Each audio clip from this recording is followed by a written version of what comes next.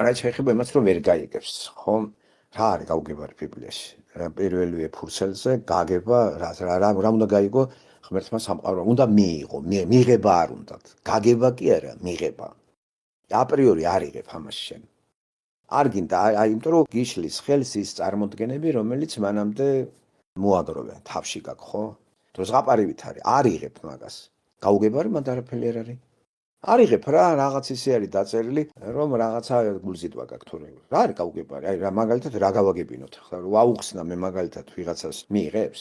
აუხსნე, აუხსნელი არ არის, თავიდან ბოლომდე უხსნით. არა, ეს ბიბლია არის წიგნი, პირველად გაგება კი არ არის, მიღება არის და მიღების შედეგად მერე გეხსნება. თან კიდე ეს არის წიგნი, თუ არ შეიყვარე, ვერ გაიგებ. და არის წიგნები, რომ გაიგებ, მერე გიყვარს. ჯერ გაგება უსწრებს წინ სიყვარულს, ასე კიდე პირიქით არის. აქ შეიყვარებ და მერე გებულობ. და მიდგომის ხერხები არის განსხვავებული. გაუგებარი მაგ წიგნში არაფერი არ არის რა, ტრიგონომეტრია არის.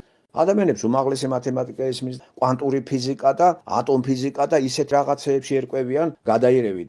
ინტელექტუალურ რომანებს კითხულობენ და არჩევენ კაფკა და ჰერმან ჰესე და რა ვიცი თუ რამე პოსტმოდერნისტული არის, ჯეიმს ჯოისი და ჯეიმს ჯოისი გაიგე და ბიბლია ვერ გაიგე, კაცო? არ გადამრიოთ, ჯეიმს ჯოისი ვინმე გაიგო? ხო ლაპარაკობენ. ის გაიგე და ეს რა გაუგებარი არის? არა, ეს პრიმიტიულია, ეს არა კაცო. არა, ამიტომ არავის არ უთქვია რომ ბიბლიას ვერ ვგებულობ, ბიბლიას არ ვიღებ. ეს არის სხვა რამე. თორე იტყვი რომ ვერ ვგებულობ, კაცი რო იტყვის ვერ ვგებულობ, ესე იგი მოგინდება გააგებინო. რომელიმე მგითხრა ვერ გავიგეო და მინდა გამაგებინეო და უკან დაიხიე? მე არ ვიცი პიროვნება ეთქვა ჩემთვის, იცი რა არის, არ მესმის და გამაგებინე.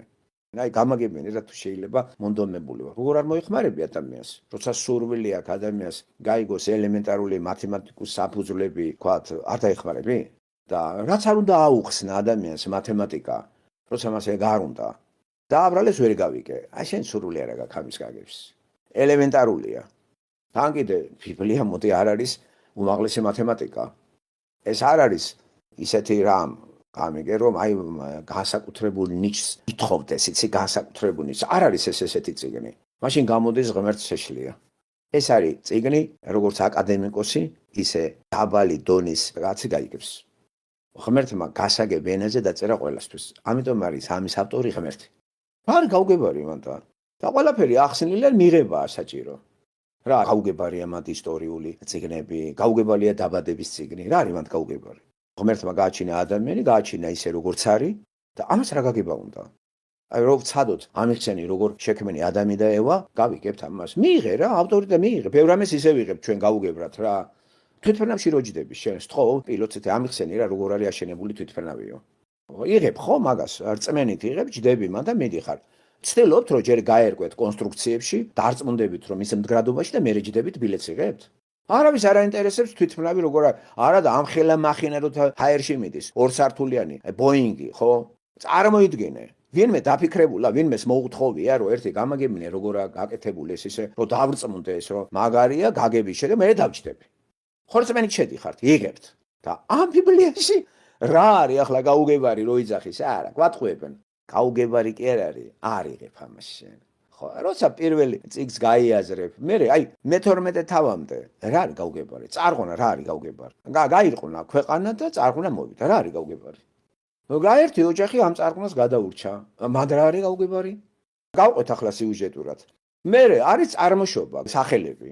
გაუგებარი რა არის? დაიბადა ერთი, იცოცხლა ამდენი ხანი მოკვდა. დაიბადა მეორე, მესამე, მეოთხე და ჩამოვედით ამ ხაზით აბრაამთან. აბრაამთან ღმერთი დებს ხელშეკრულებას, გამოდი აღთქმას და შენგან გამოვლენ ძალიან ბევრი და ეს ტერიტორია შენი. რა არის გაუგებარი მანდა?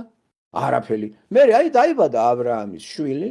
დაიბადა ისააკი, დაიბადა იზმაელი, დაიბადა იაკობის ცოლები, შვილები. რამე არის გაუგებარი? თხრობა მიდის. მიღება არ გვინდა, რომ ეს ღმერთია ამის ავტორი. დამთავრდა ეს წიგნი. მას მერე როცა იაკობის ოჯახი შედის ეგვიპტეში. გამოხდა ხანი, მოსეს ღმერთი ხვდება და ეუბნება წადდა გამოიყვანე ეს ხალხი, ჩემი ხალხია. რა არის გაუგებარი?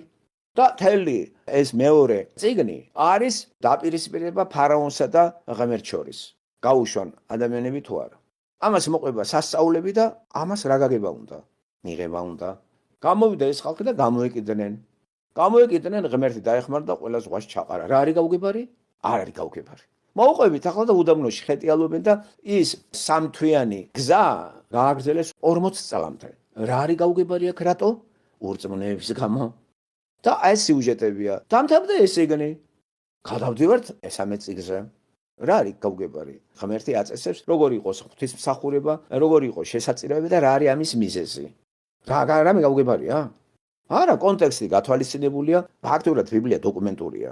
ხო გითხარი 3227 პერსონაჟი ყველა რეალურია.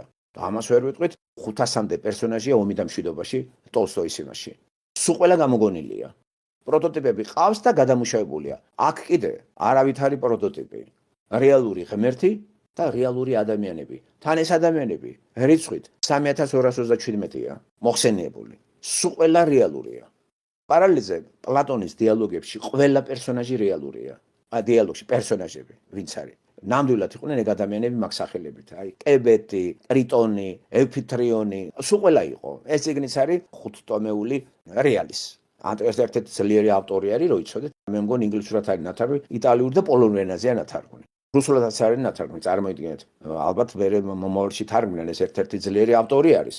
აი ეს მარტო ამ კაცის და არა ერთად რეალისა და ანტისერის დასავლეთის ფილოსოფიის ისტორია, არა, საბერძნეთის ისტორია. ეს მაგარი მკვლევარი იყო პლატონი, არისტოტელეს და ბოლო ტომი არის აი პერსონაჟებზე სულ რეალურია და თუ ახლა ხატული ფილოსოფიული ნაწარმოებების პერსონაჟები რეალურია, ღმერთი რატო შემოგვიტანდა ხატულ პერსონაჟებს რეალური ადამიანის ვაგერ? ადამი არის რეალური, ევა არის რეალური, მოსი არის რეალური. ყველა ის სახელები დაბადების წიგნის მეხუთე თავში, გენეალოგიაში, ყველა რეალურია. რატო ამას გაგება? მერე მესამე წიგნს მოყვება მეოთხე წიგნი, რიცხვთა წიგნი, გაუგებარი არაფერი არ არის. მაგას მოყვება მეხუთე წიგნი, მოსერო ფაქტურად ქადაგებს მეორის ჯულისკენ ხალა გამეორება ახალი თაობისთვის. მერე იწყება ბატალური სცენები, ისუნავინი. რა არის გაუგებარი? იერიხონის აღება. ღმერთი ჩაერია და ღმერთი ახლა მიღებაზეა ლაპარაკი. ისუნავინის მერე მოდის მსაჯულები.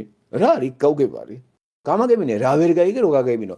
გადავდივართ მერე ინსტიტუტი არის ასეთი პირობითად წინასწარმეტყველების. ისაია რა არის გაუგებარი? გამოდის კაცი მოწოდებით ლაპარაკობს ღმერთის სიტყვას, ესა და ეს შეგემთხვევათ თუ ღმერთს დაშორდებით. მოკლე შინაარსი. ღმერთს განდგომილი ადამიანები უბედურდებიან, ღმერთთან ყოფი ადამიანები ბედნიერები არიან. რა არის გაუგებარი? თან კიდე ყველა ამ წიგნში არის მთავარი პროექტში ერთი პიროვნება, დაპირებული ედემის ბაღში მესია უნდა გამოვიდეს და თვალყურს ვადევნებთ რეალურად, ნამდვილად როდის მოხდება დაპირებული მესიის ღმერთკაცის შემოსვლა დედამიწაზე, რათა ეს ცოდვილი ბუნება მოხსნას და სატანასთან ყოფი ადამიანები გადმოიყვანოს აქეთ. ამ წიგნში ამას თვალყურს ვადევნებთ და რო ჩამოვდივართ, ახლა აგერ იესო ქრისტე შემოვიდა. გენეალოგია გვეუბნება მათესთან, ლუკასთან, რომ დაპირებული მესია 100%-იანია და გენეალოგიაში პერსონაჟები ყველა რეალური ძველახთმაში არის.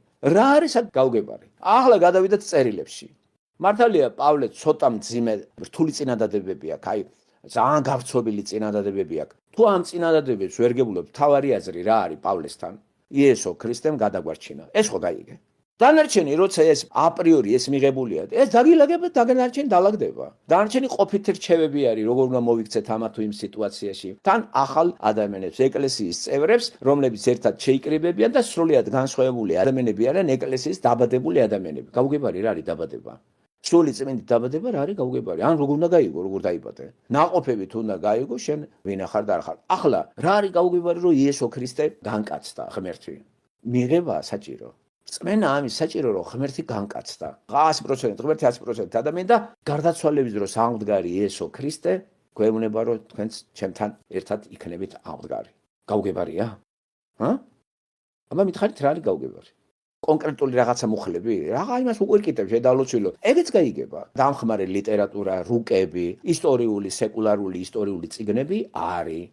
აი ეს გეხმარება. არის თუ არა ისტორიულად გამართლებული ის პიროვნებები. ნაბუქოდონოსორი არის? გადახედეთ სეკულარული ისტორია. არის ნაბუქოდონოსორი. იყო თუ არა კიროსი, აგერ აიღეთ წიგნი. იყო თუ არა ბერძენ სპარსელთა ომი. აგერ ბატონო არის სეკულარული წიგნები.